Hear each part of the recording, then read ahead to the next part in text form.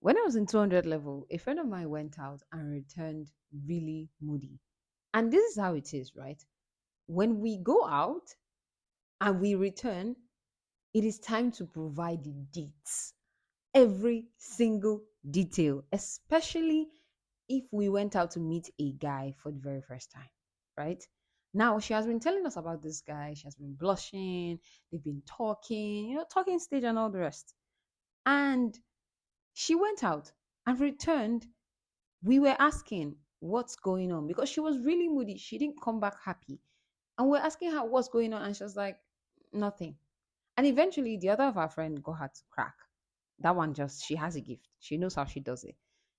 And eventually she cracked and told us. And we asked her, like, oh, what happened? Was he good? And whatever. And she was like, it was okay. When we heard it was okay, ha, that's when we knew that something is wrong somewhere. Because this our friend is a freak. When I tell you, this girl. So when she said it was just okay, we had to probe. We kept probing until she told us that yes, they were flirting the day before. But when she got there, she changed her mind. She did not want to continue. She looked around the house and she said to herself, hell no, there is no way I'm allowing this person touch me.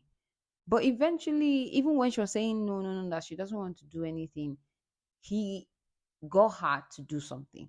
He eventually forced her into doing something. And it wasn't that type of force where he like held her hand down and like did it. She said she did not want to yell because she knew that yelling would not do anything because where he stays is kind of like very secluded. So she just, you know, forced herself to cooperate because she did not think yelling would do anything. And at the time she was talking to us, she had blocked this boy's number. Now, she spent her time, we spent an hour, 30 minutes trying to convince this girl that yes, she was raped,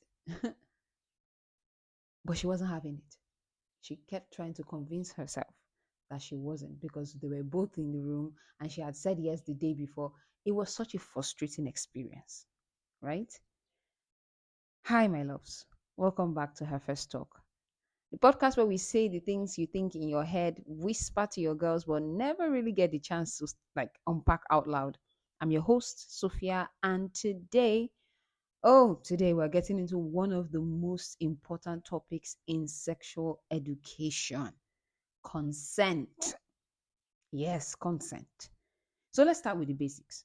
Consent it's not just a vibe, it's not a shrug, it's not a hesitant smile. Consent is a clear, enthusiastic, ongoing yes. It's not something you squeeze out of someone, and it's definitely not a well, they didn't say no. Because I've heard people say that. I have heard men say that a lot. And when I tell you that it's not a very good thing to hear. It's especially if it's coming from one of your homeboys. Oh my days, it is not. So let's be very clear. If someone is quiet, frozen, or avoiding eye contact, that is not consent. That's discomfort. That's fear. And we are not doing any of that here. Okay? Now, consent is not a one time thing. One big thing we need to address is that consent is fluid. You can say yes and then change your mind 5 minutes later. And guess what? That's okay. It's your mind, it's your body. You don't owe anybody your body because you flirted, wore a tight dress, or kissed them back. Consent is not a one way ticket, it's not a binding contract. It's a real time check in with your mind, your body, and your comfort. So there are certain gray areas, right, that are not so gray. And I know some of you are thinking, but what about situations that are kind of in between, the gray areas? So let's talk about that. So let's say you went over to someone's place. You were chilling, you made out a little, things were heating up, but suddenly your gut said no, like in the story that I just told. And maybe you did not want to say it out loud, but you froze. You try to laugh it off and try to stop, try to cool down the heat. And maybe you just let it happen eventually. That is not consent. That's coercion. That is pressure. And we need to stop pretending like those situations are murky or hard to read. They are not. If you wanted to do it, you'll be climbing the ball yourself. Mm. Because the truth is, when someone is into you, they will want you to be into it too. Not just physically present, but emotionally and mentally invested. And when you're not, they will stop. But in a situation where you're avoiding eye contact, you're trying to shrug it off, and they are persisting. Why? Because their thing is up. Like, okay, it has gone up, it cannot come down. Oh, I'm gonna have blue balls. Oh my Jesus, if I get into the conversations that I have heard men say, oh, you people don't understand how painful it is. Oh, blue balls this. Oh, you talk about period. You don't know how painful it is to have your thing go up and not come down, and how you have to pet it to come down. These men are just entitled babies. Because what do you mean? What exactly do you mean? Why do I owe you my body because you are going to have blue balls? Did you not engage with your mind that made your thing now to stand up? Your penis is up because you've engaged with your mind. We both engaged with our minds. And then you're complaining that, oh, it's difficult for you to go down. And they will guilt trip you to bring to want to do something about it. It is not your job to satisfy anybody, especially if you don't want to satisfy said person. People need to understand that it is not your job. Don't allow anybody to manipulate you into satisfying them. You were not brought into this world to satisfy people. That is not your job. Now, there are certain personal moments where we say, "Oh, I should have said no," and I didn't. I'll be honest, there are moments where I myself didn't speak up.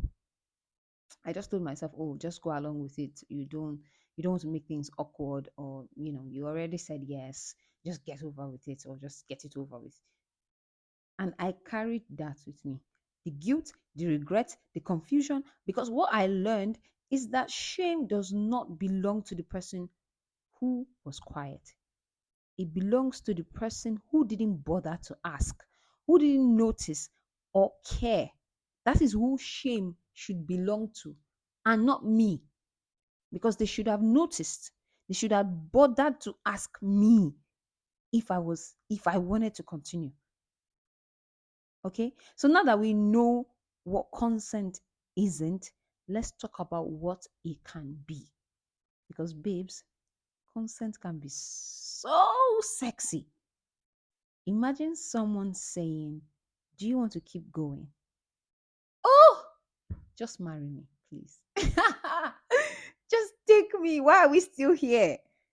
Or can I kiss you right now? You see, men that ask, in the bookish community, we say men that yearn ends. There's a reason for that. Or even, is this still okay for you? Like right in the middle of it. Chef's kiss. That's not just responsible, that is hot. Ogbono feli feli. That's respect. That's safety. That is freedom. That's what we call sexual safety. Now, practice makes power. It doesn't just make perfect, it makes power. Let's normalize saying no without an essay. Because sometimes you spend your time trying to explain why you're changing your mind. Hello, your own mind and your own body, your own nipple and your ass. Everything that belongs to you. It's not like maybe you collected his thing the day before and you are with it and you want to collect it back. It's your body. You don't have to explain. You don't have to send an essay as to why you have changed your mind. God damn. Why do you have to do that? Asking your partner what they are into and actually listening. Let us normalize this. And I am pretty sure I have male audience here. They are not much, and I know you're listening. You have to listen to understand. Listen to keep it in.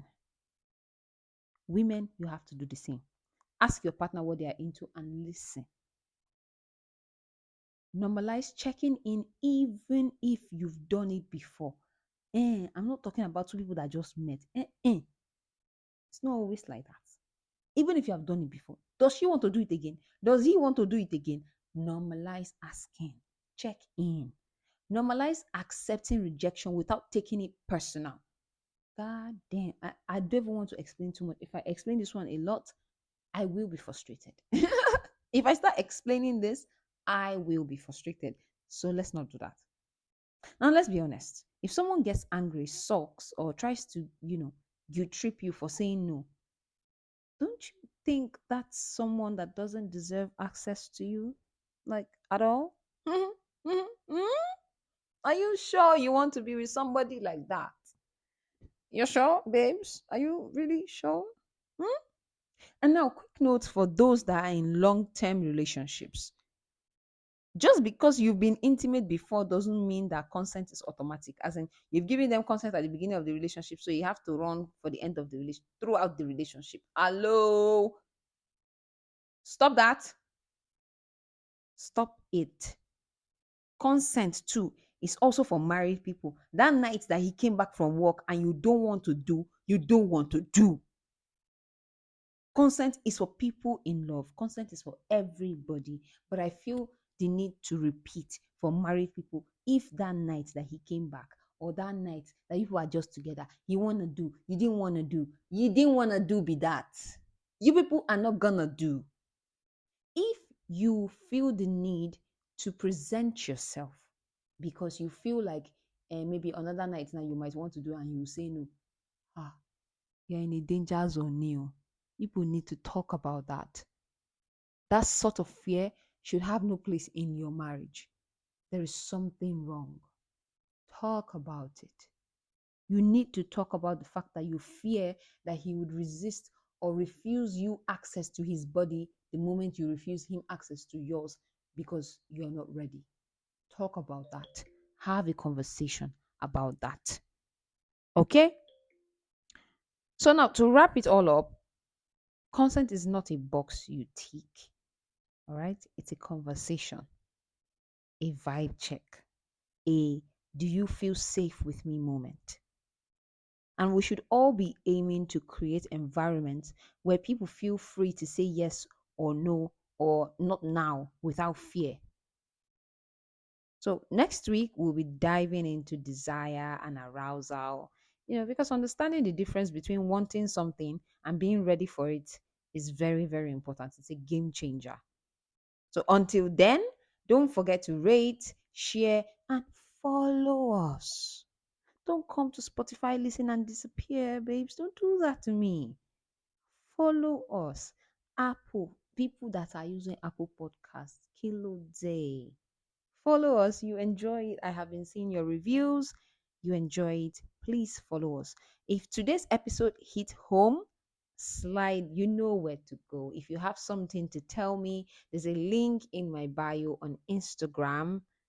Let's have that conversation. You could just drop whatever it is you want to say. I'll read it out in our next episode. It's an anonymous link, so I wouldn't even know that you sent it. You know. So let's have the uncomfortable conversation. We are on learning together. All right. See you. Love you. Mwah.